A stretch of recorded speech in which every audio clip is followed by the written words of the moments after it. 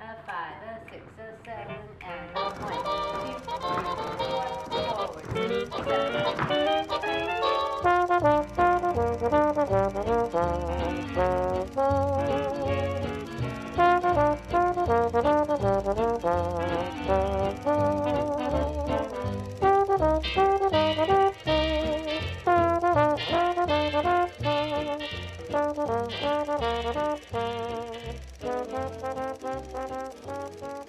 Lindy Hop is the original swing. It originates out of a 1920s dance called the Charleston. It's called Lindy Hop because a dancer who was very popular at that time, George Snowden, also known as Shorty George, he and his partner were dancing, and they would do this breakaway moment, and it turned into what was now known as a swing out.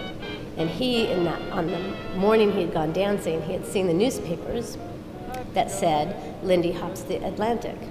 Charles Lindbergh flew across the Atlantic. He was the first one. And when people asked this dancer, what are you doing? Because he was going crazy and he was flying, and he associated it with that news article. So that's where it got its original name, the Lindy Hop.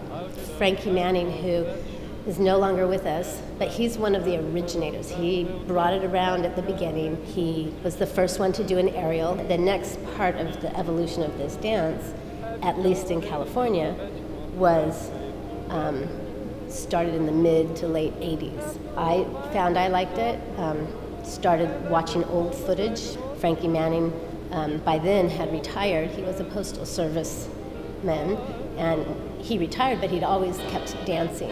I got to take lessons from Frankie directly when the sisters brought him out here, and then Frankie and I became friends, and they are friends as well, and it just kind of researched back in the mid to late 80s. Now it's on full-blown again, and it's all over the world. I love dance.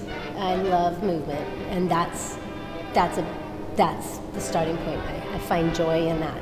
When I found out you could actually work with a partner without having choreography ahead of time, and I could follow someone and he could lead me, and we're communicating with each other and the music on a social level, that was awesome. Lindy Hop captured me because of the athleticism and the creativity. It's one of the most amazing social dances out there. As a teacher, when I start with a new student, the basic of Lindy Hop is one of the hardest basics of any of the social dances. And being the long-term trained dancer, I like things not to be boring, and I didn't get bored with Lindy Hop for a few decades. And I had a low season at one point, but it always comes back around, and it's always changing. So it's not boring, and it's social, and it's creative.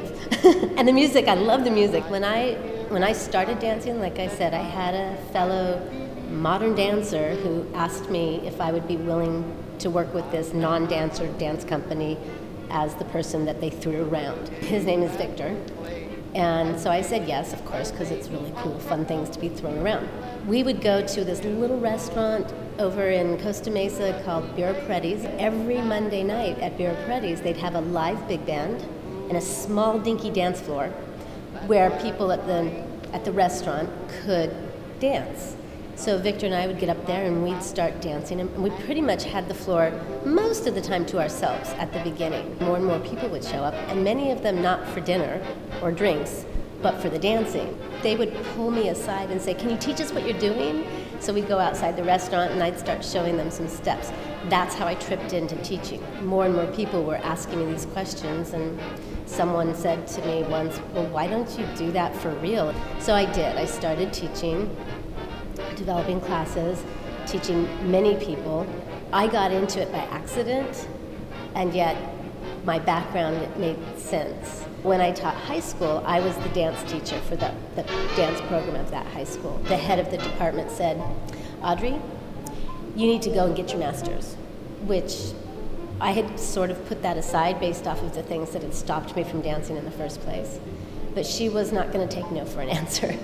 So when you combine my background as a teacher, I have a teaching credential, and my background as a dancer, and my love specifically for the Lindy Hop is just kind of inevitable to happen. It is so much fun, but it takes time to get it. And I've been I've been lucky to see people get it in my class. They come in, they don't know their right from their left. Well, usually they do that, but they have no idea of the rhythm, they no idea of where to face and how to maneuver with their partner. Nothing. Give me a semester. They're good enough to get out social dancing. Get them out social dancing, they get hooked. It's been fun to watch the dance evolve. I love that. I am not one of those fighters, go-getters. I like to be the background person.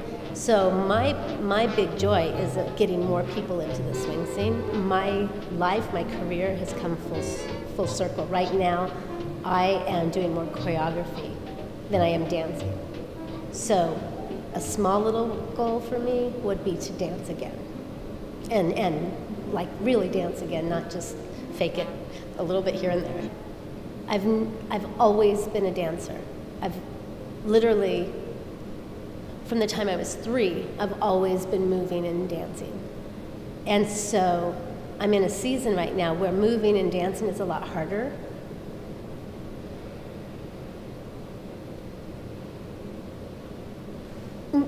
What I've learned about dance is that when things aren't, when things don't go well, and you have an outlet to get some joy from, such as with dancing, there's a place you can go to find a little bit of joy.